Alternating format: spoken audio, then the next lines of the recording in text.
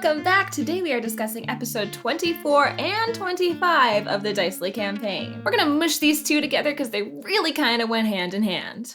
24 and 25 span across our dungeon crawl through the Druid enclave. So at the start of episode 24, our ship has just popped up in the middle of this druidic space. We're in this living vegetation area. Everything is made out of vines and plants. But things are also looking a little weird around here. The place feels like it hasn't been maintained in quite some time. As we start to explore, we come across these shark fish people who attacked us on our boat on the way over here. And we also keep finding these weird diseased creatures. These creatures seem to infest this natural space. We find a statue of Ro, the druidic god of water and death, and we keep making our way through this space. Like I said, though, everything is kind of weird here. There's a lot of ooze that exists on the walls, a lot of dangerous creatures creeping around in here. No sign of druidic life. Eventually we find another shark person and we learn how to speak with it, and it takes us kind of further down into this space. When we get down here, it shows us this one room. We think there's something important past it, but there's these big gems in the room and they shoot electricity and they kill anyone who tries to pass through them. So we search the floor trying to find some way to get past this. And we find a whole bunch of stuff down here. We find a trident that has that same blue gem on the tips that are in that room, an amulet carried by some sentient water, a gem hidden away in a chest deep underwater, a bag of beans, and eventually we find our way into this one really strange room in here. It's immediately strange because the door leading in is made out of metal, which is not something you would normally see with druids. But even when we're in the room, it's super strange in here. Nothing feels real. There's a fire in the fireplace, but we realize we can grab the logs. The fire isn't real. But the other interesting thing we find in this room is a book on a pedestal. And Azaria takes a look at it at first and isn't getting much out of it, so they call Elwyn over. And when Elwyn comes over, I recognize immediately a figure sketched into the first pages. It is the stranger. The infernal that's written in this book is redacted or it's in pieces, so it's hard to actually pick out what anything in here is saying. But on that first page with the sketch, it has some redacted information and then written out the Eye of Fear. And we can kind of put together that the Eye of Fear is perhaps another name for this creature. As we're looking at this, trying to figure out what's going on with this room, what's going on with this book, the shark person we've been talking with, who's been leading us around through here, suddenly turns to a black ooze and seeps down into the floors.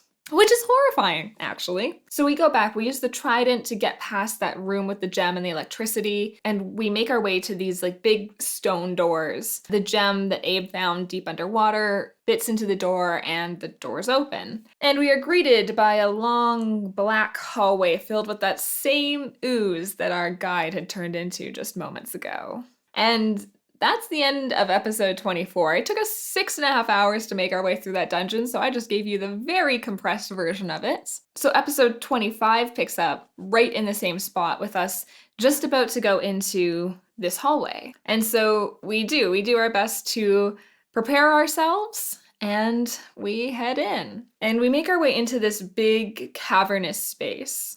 There's kind of this giant pool of water with these land bridges that kind of branch out across it. And as we're moving, there's this big kind of mural on the wall that we go over to look at. And when we get there, Drac looks up and sees this big black ooze sitting on the ceiling.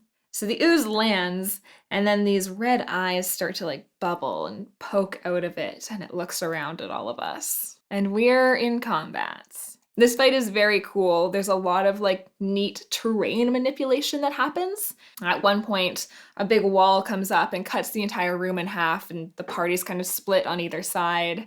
At another point, the ground beneath us kind of starts to writhe up and grabs our feet and restrains us in place. At one point, the water turns to acid. This ooze monster is very spooky. It keeps grabbing people and trying to eat our memories, I believe, but the party is mentally strong, and though Denny tried to do this to us, I think 5 times every time we passed our saves, which I think was very, very good for us. For how concerned the group was going into this fight, and believe me, we were very concerned. But the fight actually goes very well. No one goes down. Lots of people I don't even really think take damage, which again is not for Denny's lack of trying. He was trying to hurt us. But the dice were just kind of in our favor for this fight. Freaking Gideon and Nell did so much damage.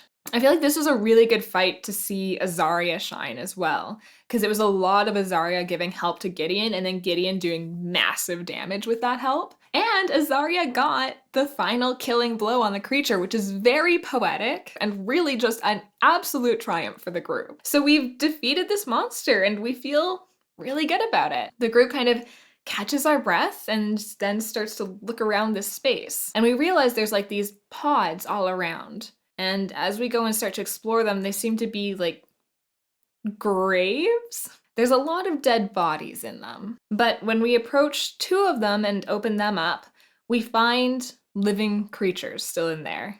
And they introduce themselves to us as the Archdruid and keeper of this enclave. So they are exactly the people that we have come to try to find. They tell us that the rest of the sea elves that used to live here escaped to the plane of water, but the two of them stayed behind to try to protect their enclave. The druids explain to us kind of like part of what this darkness that has taken over the enclave is. It's something that they have been protecting and trying to keep hidden for years. But when they were asleep, this darkness seemed to seep out and kind of start to take over. The thing we fought was a part of it, but there's plenty more of it out there. Azaria uses this opportunity to ask the druids if they know anything about this weird void that exists inside of themselves. And in fact, this druid knows quite a bit about it. Azaria's parents were kind of an odd couple,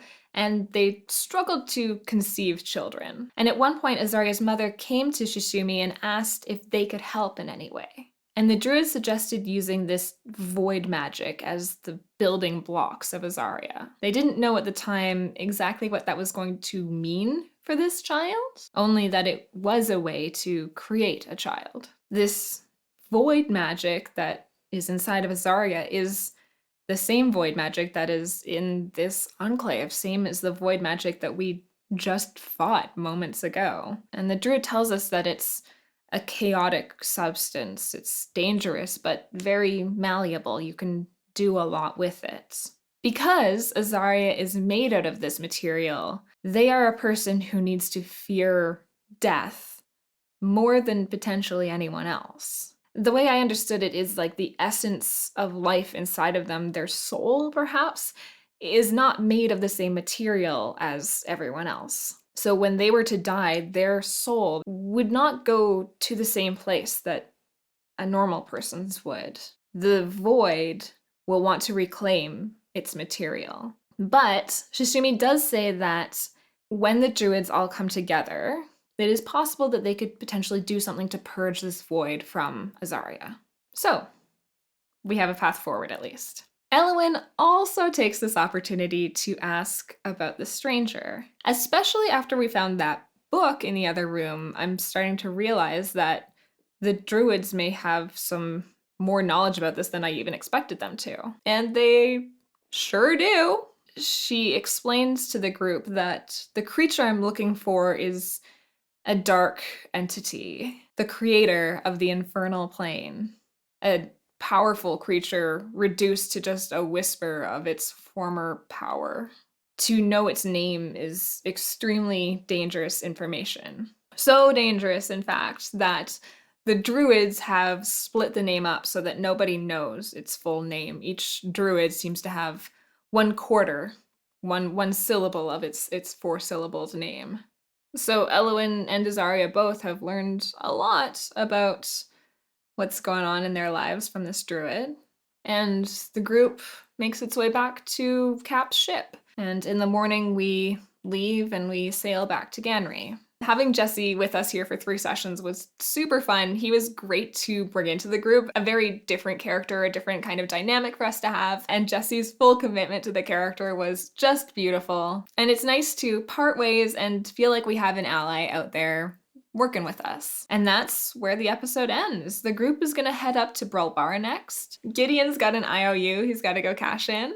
If you'd like to follow us on our adventure, you can join us live on twitch.tv/DiceleyDND. Our next session is going to be April 17th at 6 p.m. Eastern, and we would love to see you there. It's super fun to have people hanging out and chat while we're playing.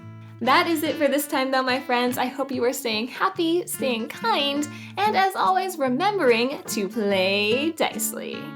Goodbye!